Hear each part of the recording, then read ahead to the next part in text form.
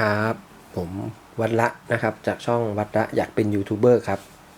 วันนี้ผมจะมาแนะนำเทคนิคการทำข้อต่อ2สเต็ปนะครับเทคนิคการใช้ PVC นะครับสำหรับอุปกรณ์ที่เราหาได้แล้วก็สามารถทำที่บ้านได้นะครับไม่จำเป็นต้องใช้เครื่องจักรขนาดใหญ่เลื่อยฉลุนะครับมันจะมีใบเลื่อยขนาดเล็กนะครับเหมือนเส้นได้ตรงนี้นะครับจะช่วยในการตัดตามรอยที่เราต้องการที่เราล่างลงไปบนแผ่น PVC นะครับถ้าจะเป็นเลื่อยปกติมันไม่สามารถที่จะตัดเป็นเส้นโค้งหรือรูปทรงที่เราอยากได้แต่เลื่อยฉลุนะครับสามารถทำได้อันต่อไปนะครับก็คือ PVC ที่ใช้นะครับเกิดจากการที่ผมเอาไปรีดกับความร้อนนะครับอันนี้คือเป็น PVC ดั้งเดิมที่เราหาซื้อตามท้องตลาดนะครับจะมีหลายขนาดตั้งแต่3 มิลส่วนใหญ่เราจะใช้เป็นโครงอันนี้เป็นแบบ2 มิลจะบางลงมาหน่อยอันนี้เป็น PVC สำหรับร้อยสายไฟนะครับก็จะมีขนาด 0.5 ถึง 1 มิลแปรรูปออกมาแล้วก็จะเป็นประมาณนี้ครับให้เราเลือกใช้ตามความเหมาะสมของงานที่เราจะใช้นะครับอันไหนที่เป็นแผ่นหนาเราก็จะใช้เป็นการขึ้นโครงบางลงมาหน่อยก็จะอาจเป็นส่วนเสริมหรือเป็นส่วนที่ไม่จำเป็นต้องใช้ความหนามากท่อร้อยสายไฟนะครับบางที่อาจจะเป็นสีเหลืองนะครับมันก็จะมีความบางมากๆนะครับใช้เป็นส่วนที่เราต้องดัดเยอะๆเรามาเริ่มขั้นตอนการทำข้อต่อ2จังหวะผมไม่แน่ใจว่าส่วนใหญ่แล้วเขาเรียกว่าข้อต่ออะไรนะครับแต่ผมเรียกง่ายๆว่าข้อต่อ2จังหวะเพราะว่ามันจะมีส่วนเพิ่มองศาในการเคลื่อนไหวของฟิกเกอร์ของเราในส่วนนี้ที่ผมเอามาสาธิตก็คือเป็นส่วนของแขนนะครับเราจะเอาข้อต่อ2จังหวะตัวนี้นะครับไปใส่ตรงบริเวณข้อศอกก็คือเหมือนเดิมฮะก็คือบอลจอยกับ 2D เป็นส่วนหัวไหล่ไปแล้วเราก็ใช้ข้อต่อ 2D อีกแบบหนึ่งนะครับที่เราลงไปในคลิปที่แล้วข้อต่อแพนนะครับที่เราเอาตัวแรปสายไฟรถยนต์นะครับใส่ไว้ด้านในส่วนนี้ก็จะมีข้อต่อ3แบบในหัวไหล่1ข้างนะครับทีนี้เรามาดูขั้นตอนการทำแบบคร่าวๆเลยก็คือเราใช้ PVC 3 ชิ้นนะครับในส่วนแค่เฉพาะส่วนนี้นะครับ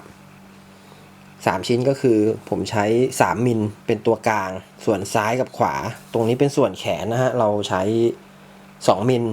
ได้นะครับเพราะมันจะทำให้บางชิ้นส่วนพาร์ทเรามันจะเล็กลงหน่อยเพราะถ้าเกิดเราใช้3 มิลหมดเลยก็ได้แต่มันจะดูใหญ่นะครับเพราะว่าหุ่นบอดี้ที่ผมทำผมอยากจะทำให้ดูเพียวนะครับออกมาเพียวบางก็เลยทำให้มันดูรีบก็คือ PVC 3 ชิ้นนะครับเจาะรูตรงนี้ก็เป็นข้อต่อ 2D ธรรมดานะครับเหมือนกันครับอันนี้เป็นส่วนของท่อนแขนเหมือนกันเลยฮะท่อนแขนแค่เราเอามาเปลี่ยนใส่ตรงนี้นะครับตรงส่วนข้อต่อแผ่นก็ปกติเหมือนกันนะครับ 2D เห็นไหมฮะอันนี้ก็คือ PVC ที่เราตัดมาทำส่วนข้อศอกนะครับข้อพับของแขน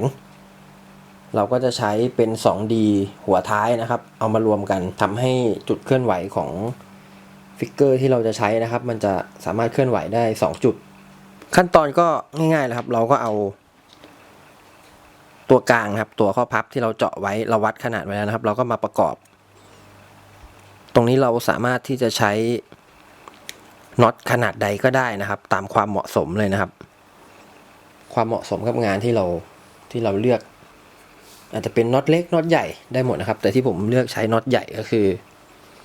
มันหาง่ายกว่าน็อตเล็กนะครับอาจจะต้องเจาะรูใหญ่หน่อยนะครับ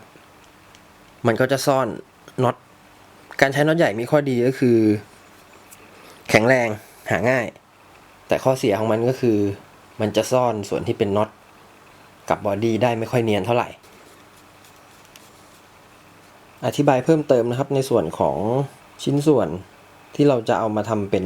อย่างตรงนี้เป็นท่อนแขนนะครับที่ผมอธิบายไว้ว่าใช้3 ชิ้นนะครับให้เราวัดขนาดนะครับให้เราวัดขนาดออกมาตัดออกมาก่อนนะครับ3 ชิ้นพอเราตัดได้3 ชิ้นที่อยู่ตรงกลางนะครับให้เราคว้านเป็นวงกลมชิ้นกลางต้องคว้านให้มันเป็นลักษณะนี้นะครับแล้วก็เอาซ้ายขวามาประกบเพื่อให้ตัวเชื่อมข้อศอกข้อต่อ2จังหวะนะครับมันมีช่องว่างนะครับในการเคลื่อนไหวไม่งั้นเดี๋ยวมันก็จะติดมันก็จะใส่เข้าไปไม่ได้เห็นไหมครับว่าเราเชื่อม2ฝั่งเท่ากับว่าเราเพิ่มจุดขยับให้กับฟิกเกอร์ของเรานะครับส่วนใหญ่จะเป็นส่วนข้อศอกกับหัวเข่านะครับข้อพับจะนิยมทำแบบนี้นะครับเพราะว่างานโมเดล ที่เราเคยเล่นในท้องตลาดก็จะมีงานชุดคิดนะครับแบ็กซีรีส์แล้วก็จะเป็นค่าย1:6ส่วนใหญ่นะครับจะทำข้อต่อแบบนี้หมดแล้วนะครับลองมาดูกันครับเห็นไหมครับว่าพอเราทำข้อเดียวเห็นไหมฮะจะพับได้แค่ตรงนี้แต่พอเราทำอีกจังหวะหนึ่งมาเพิ่มเห็นไหมครับอันนี้คือการพับแขนนี่เป็นส่วนแขนฮะเห็นว่ามันก็จะพับได้กับเหมือนแขนของคนจริงๆเลยนะครับเพิ่มองศาในการขยับทำท่าแอคชั่นได้สวยขึ้นนะครับง่ายๆเลยก็คือเราเอา 2D ข้อต่อ 2D ที่เราทำตอนแรกนะครับมาต่อกัน2ตัวแค่นั้นเองครับก็ขอจบเพียงเท่านี้นะครับขอบคุณสำหรับการติดตามและรับชมหวังว่าคลิปนี้จะเป็นประโยชน์กับเพื่อนๆผู้ชมไม่มากก็น้อยนะครับยังไงโอกาสหน้าพบกันใหม่นะครับสวัสดีครับ